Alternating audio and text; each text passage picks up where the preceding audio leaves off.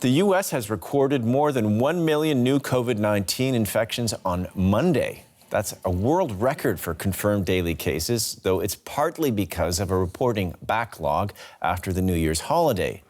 Confirmed infections have doubled in the past week as Omicron spreads across the country, but hospitalization and death rates have been lower than in previous waves. The U.S. Center for Disease Control has recommended shortening the wait for booster jabs to 5 months, but more than a quarter of the population is still completely unvaccinated. Just moments ago, U.S. President Joe Biden addressed the nation, urging citizens to get vaccinated. Unvaccinated are taking up hospital beds and crowding emergency rooms and intensive care units. That's displacing other people who need access to those hospitals. So please, please, please get vaccinated now. So there's no excuse for anyone being unvaccinated. This continues to be a pandemic of the unvaccinated. So we got to make more progress. And for patients who still haven't gotten your kids vaccinated, please get them vaccinated.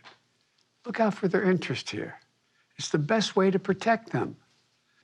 Folks, I know we're all tired and frustrated about the pandemic. These coming weeks are going to be challenging. Please wear your mask in public to protect yourself and others. We're going to get through this. And to talk about the surge in infections in the United States, I'm now joined by William Schaffner. He's professor of preventive medicine at the Department of Health Policy at Vanderbilt University Medical Center in Nashville. Professor, are you dismayed by the low level of vaccination now that Omicron is spreading?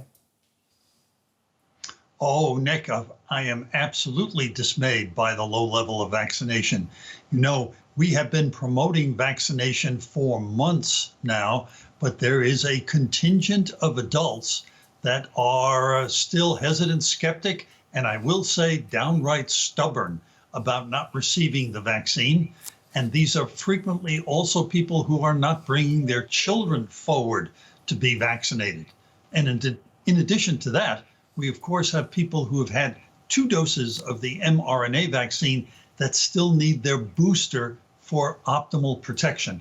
So we have an enormous amount of vaccination work to do here in the United States. And do you think that perhaps some of the harsher measures or more rigorous measures that Europe is applying, looking at Austria, for instance, where there's a vaccine mandate, are needed or even possible in the United States? The question is possible, right? You can have a public policy, but it has to be generally accepted. There are 2 kind of populations in the United States. I'm part of the one group that would like to have more obligations and requirements for vaccination. And then, of course, there's a large number of people who would push back against that very, very strongly.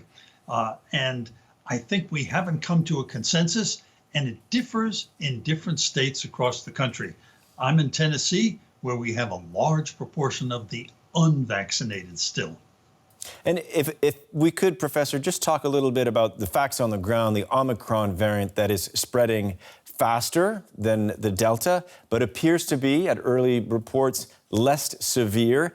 Does this mean that coronavirus is going to become endemic, something that we just have to get used to living with permanently, like the flu, for example?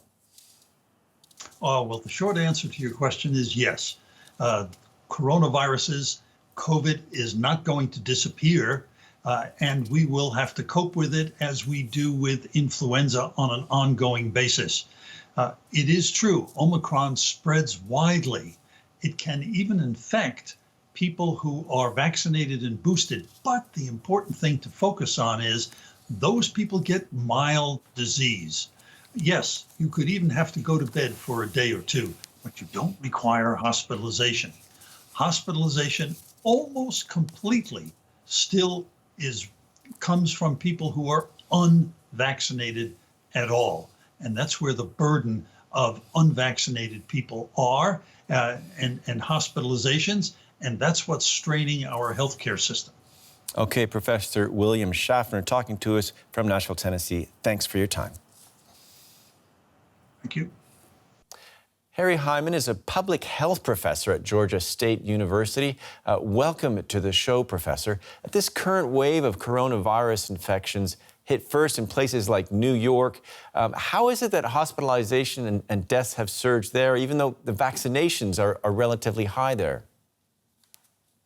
Well, I think when you get the kinds of very, very high case counts that you're getting, it's going to spread to people who are susceptible to more severe illness. And even in a state like New York, where you have about 71% of the population that has finished their primary vaccination, it still means you've got 30% of the population that's unvaccinated. Now, many of those are children and younger people, but it still means that you have a significant portion of the population that is very susceptible to this virus. And what role does the new characteristics of the Omicron variant have in this spread in places like that? Well, I think we know from not just the U.S., but South Africa and the U.K. that this is a very, very fast-spreading, highly contagious virus. It's not only contagious to people who are unvaccinated, it's also contagious to those who've been vaccinated. The good news is vaccines are still highly protected. So if you are fully vaccinated, and especially if you're boosted, the likelihood of having a serious illness is very low. But that doesn't mean that you can't catch the infection and spread it to someone who maybe has other underlying diseases or susceptibility to more severe infection. I'd like to ask just a question, Professor, if I may, about one part of the United States, because it's so hard to navigate the numbers sometimes. Half of the tests in Atlanta are coming back positive, and it's 1 in 3 in the entire state of Georgia. Is that as bad as it sounds? Yeah, it's as bad as it sounds. We're seeing a tremendous surge, not just in the metro area in Atlanta, but it's now spreading to the more rural parts of the state. And in Georgia, in contrast to New York, we have about 51% of the population that's fully vaccinated, so a much lower percentage. And we also have much less in the way of policies and systems in place at the community level to protect people. And what's being done to combat the surge? I guess it really depends on the state and the role of the federal government at certain levels. Well, I think as with everything, it's federal, state, and local partnership. And needless to say, that the federal government has been working hard to expand access to vaccination, something we've seen over the past year. We're still struggling to make testing available to everyone in every place, and that's particularly challenging now. So even the numbers that you quoted earlier about the number of positive tests, those are probably a gross underestimate if you think about the people who are doing home testing and tests that aren't captured by the current data collection systems. And there are rising rates of hospitalization, as we were just saying, in Georgia and Louisiana and Mississippi and Florida.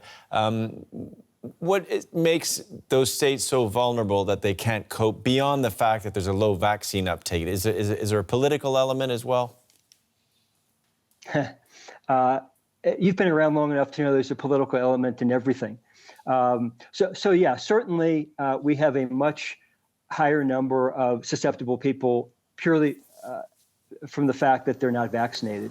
But in addition, there are basic evidence-based public health measures that we know work, like mask mandates in indoor settings, like vaccine mandates, both in public settings, public institutions, and private businesses.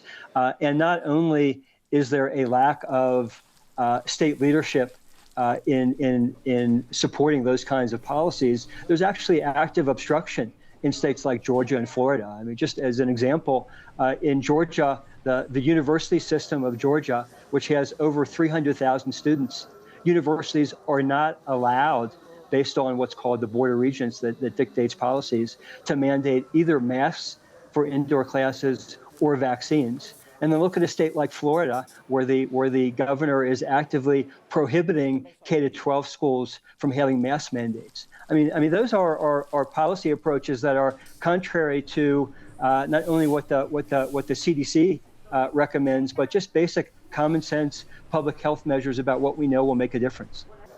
Yeah, well, without passing judgment, it doesn't sound like anything we have in Europe. Professor Harry Hyman at the Georgia State University, thanks so much. Thank you very much.